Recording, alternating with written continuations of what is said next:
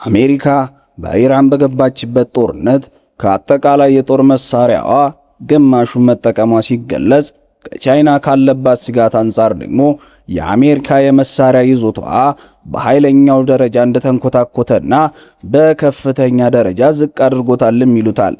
አሁን አሜሪካ ይላሉ የእስራኤል ባለስልጣናት፣ አሜሪካ በየትኛውም መንገድ ከኢራን ጋር መስማማትን ትሻለች፣ የቀመሰ ያውቀዋል ይላሉ። በሌላም በኩል ደግሞ በሆርሙዝ የውሃ መተላለፊያ ወሽመጥ የንግድ መርከቦች ላይ የተፈጸመው ጥቃት ይደረሳል ለተባለው ስምምነት ሌላ መሰናክል መፍጠሩ ተነግሯል። እኛ ከእይታ የተሰወሩት የኢራኑ መንፈሳዊ መሪ በአገር ቤት ለስልጣን ሽኩቻ መንስኤ መሆናቸው ነገርና ከሀገሪቱ ፕሬዝዳንትም ጋር የስልጣን ክፍተት ማሳየቱም ተገልጿል። እነዚህን ትንታኔዎች አብረን እናይ ይሆናል። ሰላም ውድ ተመልካቾቻችን፣ ቻናላችን ገና እንዲሻል አልሞላም፣ ሰብስክራይብ በማድረግ ቤተሰብ ይሁኑ እንላለን። እንዲሁም ቪዲዮዎቻችን ሌሎች ሰዎች ጋር እንዲደርሱ ላይክ፣ እንዲሁም ሐሳብ አስተያየታችሁን ኮሜንት ቦክስ ላይ አስቀምጡልን እንላለን። ወደ ትንታኔያችን ስንገባ ዛሬ አንድ አስደንጋጭና አሳሳቢ ዜና ተሰምቷል። ያውም አንድ ከባድ መሳሪያ ሙሉ ሰውነቱን የታጠቀ ግለሰብ ከአሜሪካው ፕሬዝዳንት ዶናልድ ትራምፕ የጎልፍ መዝናኛ አቅራቢያ መያያዙ ተሰምቷል። ሰውየው ሙሉ ሰውነቱን መሳሪያ የታጠቀና ከውጪ ሲታይና ሲፈተሽ የጥይት ዝናር ታጥቆ መገኘቱና ወደ መኪናው ሲገባ ደግሞ ጠበንጃው ለተኩስና ለጦርነት ዝግጁ የሆነ መሳሪያ ሆኖ ተገኝቷል። ከመኪና ውስጥ ያንን ሁሉ ጥይትና ጠመንጃውን ወልውሎ በዚያ የፕሬዝዳንቱ ለገንዘብ ለማሰባሰብ ዝግጅት የራት ግብዣ ይገኙ በተባለው ስፍራ የተገኘው ሰውዬ የ38 ዓመቱ ጃኒኔ ጀንታል የሚባለው ግለሰብ ቀድሞውኑ ያንን ስፍራ በካሜራ ሙሉ በሙሉ በሚባል ደረጃ እይታውን አስተካክሎ የጸጥታ አጠባበቁን በሙሉ አንስቶታል ነው የተባለው። ለምን ያን አደረገ? ዝግጅቱስ ለምን አስፈለገ? ምላሹን በዚያው ስፍራ ለጉብኝት የተሰናዱት ሰው የሀገሪቱ ፕሬዝዳንት ዶናልድ ትራምፕን የሚመለከት ሳይሆን አልቀረምን የተባለው ጆሮ ይህንን አዲስ እንግዳ ነገር ሰምቷል። ወዲህም ከፋርሳዊቷ ኢራን የውስጥ ሽኩቻቸው መበርታቱ ፍንጩ እየወጣ ይገኛል።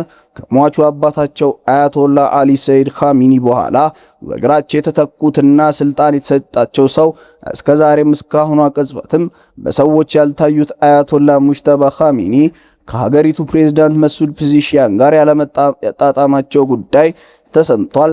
ይህ ስልጣን ክፍተትም ተፈጥሯል ነው የሚባለው። እናም አሁን የኢራኑ ፕሬዝዳንት መሱድ ፔዜሽኪያን የስልጣን መልቀቂያ ደብዳቤ አስገብተዋል ነው የተባለው። አዲሱ የኢራን መንፈሳዊ መሪ አያቶላ ሙጅተባ ኻሚኒ ከአገሪቱ ተቃዋሚዎችና አንጃዎች ጠንካራ ጥያቄ ሲቀርባቸው ከርሟልም። ያው ሀገሪቱን በተገቢው ልክና መልክ በመምራት ከጠላቶቿ መከላከልና ጠላቶቿን ማሳፈር አልቻልክም የሚል ነበር። ኢራን ያለው ውስጣዊ ሽኩቻ መጦዙ ሲናገሩ ሁለቱ መረጃዎች ወጥተዋል። አንደኛው የሀገሪቱ ፕሬዝዳንት መሱድ ፔዜሽኪያን እና አያቶላ ሙጅተባ ኻሚኒ ግንኙነታቸው ሻክሯል የሚል ሲሆን ከኻሚኒ ቤተሰብ ጋር የተሳሰሩት ሰው ከፍተኛ የመንፈሳዊ አገልጋይም ናቸው ይሏቸዋል። መሐመድ ባገር ካሪዛ ይባላሉ። የኢራኑ ፕሬዝዳንት መሱድ ፔዜሽኪያን በተደጋጋሚ ስልጣቸውን ለመልቀቅ ሲዝቱ እንደነበርና በቀጣይ የሚያስገቡት የስልጣን መልቀቂያ ደብዳቤያቸው ግን ተቀባይነት እንደሚያገኝም አስገንዝበዋል። ይህንንም ያሉት የዛኔ ፔዜሽኪያኑ ዛቻ የስልጣን መልቀቂያና ጥያቄ የሰሙት አያቶላ ሙጅተባ ኻሚኒ በበኩላቸው ከዚህ በኋላ ፔዜሽኪያን የስልጣን መልቀቂያ ጥያቄ ካቀረበ በቀጥታ አቀበለዋለሁ፣ አጸድቀዋለሁም ብለዋል ነው ያሉት። የኢራኑ ፕሬዝዳንት መሱድ ፔዜሽኪያን ጽህፈት ቤት ኮሚኒኬሽን ጉዳይ ምክትል ኃላፊው መህዲ ታባታባይ በበኩላቸው የፕሬዝዳንቱን የስልጣን መልቀቂያ ጉዳይ በተመለከተ ማብራሪያቸውን ቤዝለስ ኤንድ አንአውቶራይዝድ ብለው አጣጥለውታል። መሰረተ ቢስና ትልቅ ውሸት መሆኑ ነው።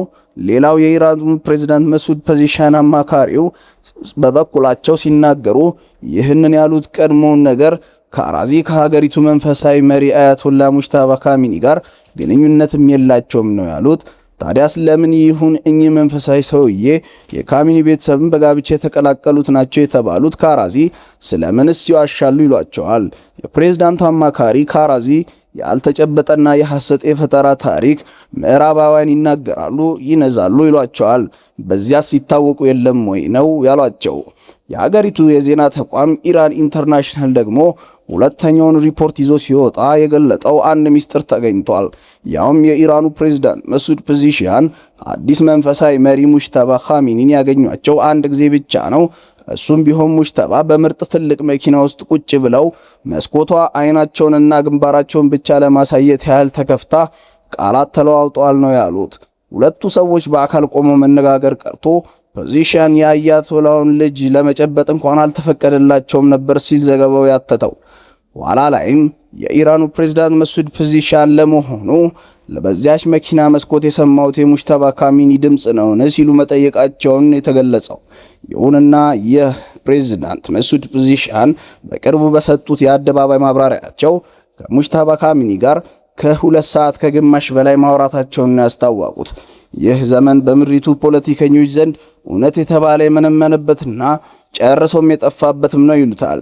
ቀድሞ ነገር ፖለቲከኞች በአደባባይ መርጦናል በሚሉት ህዝብ ፊት የገቡትን ቃል ያውም ገሚሶቹ መጽሐፍ አስቀምጠው የተናገሩትን ሁሉ በተቃራኒ ተገብሩታል ይሏቸዋል። ጊዜና ጎርፉ አያመጣው የለም ይሏል። ዛሬ ባወጣው መረጃ ርዕስ አንቀጽ ያደረገው ይህንን ይላል። ፕሬስ ኦፍ ፎልስ አላርም። ለዚያውም ሲዘረዘረው የአሜሪካው ፕሬዝዳንት ዶናልድ ትራምፕ በኢራን ሲዶልቱና ሲይዙት የነበረው ነገር ሁሉ በእስራኤል የመከላከያ የገንዘብ ስርዓት ላይ ትልቅ ለውጥ አምጥቷል ነው የተባለው። የዛሬን ያርገውና ትራምፕ ከእስራኤሉ ጠቅላይ ሚኒስትር ቤንያሚን ኔታንያሁ ጋር ደልተው በኢራን ላይ የጣምራ ጦርነት ባወጁበት ወቅት የሀገሪቱ መንፈሳዊ መሪ በገደሏቸው ከጥቂት ቀናት በኋላ ትራምፕ ይህንን አሉ። ኢራናውያን ለመኑኝ፣ ከቶም ተማጸኑኝ ይላሉ። እንዲሁም ቀጣዩ መንፈሳዊ መሪያቸው እኔ እንድሆን ይፈልጋሉም ይላሉ። እውን ኢራን ካላት ከ90 ሚሊዮን ህዝብ በላይ ምን ሰው አታ ይሆን የአሜሪካውን ፕሬዝዳንት ለዚያውም መንፈሳዊ መሪዋን የገደሉበትን መንፈሳዊ መሪዋ አድርጋ የምትሾማቸው? ትራምፕ ሌላውንም ደገሙት አሉ። እስራኤላውያን ይወዱኛል፣ እንዲያውም በዚያች ሀገር በቀጣይ ምርጫ ብወዳደር ይመርጡኛል፣ እንኪያስ ያቺን ሀገር እመራታለሁ አሉ። የዘመኑ ፖለቲከኞች ገሚሶቹን እንዲህ አደርጋቸዋለሁ ይሏቸዋል። የመለኮታዊ ክብርና ባህሪ ሲላበሱ ይታያሉ። ፈጽመው በሰው ስጋ ለባሽ ዓለም የሌሉ ይሆናሉ። ገሚሶቹ ደግሞ ሰራ አካላታቸውን ውሸት፣ እብሪትና ክህደት ያላብሷቸዋል ይሏቸዋል። ምን ጠፋ ምን ቸገረ ሰው በሚኖርባት ምድር በተገቢዋ አኗኗር ሕያው ስራ ሰርቶ ቢያልፍባትስ ለትውልድ ለዘመንና ለታሪክ የሚቀር ጥያቄ ነው። ኢራንን የዛ መሰል ጦርነት ያሳወጀባትና ያስከተለባት ነገር የኒውክሌር ጦር መሳሪያ አላት አሊያም ደግሞ መሳሪያውን ለመስራት ተቃርባለች በሚል ነው። ኢራን በበኩሏ ደግሞ ቀድሞ በነበሩት መሪዎቿ የሆነ አሁንም ባሉት ፖለቲከኞች አንደበት ስትገለጽ የኒውክሌር አጥፊ የጦር መሳሪያ መታጠቅ ቀርቶም በሃይማኖቴ አሊያም በሸሪያ በጥብቅ የተከለከለ ነው ማለቱ አይዘነጋም ነበር።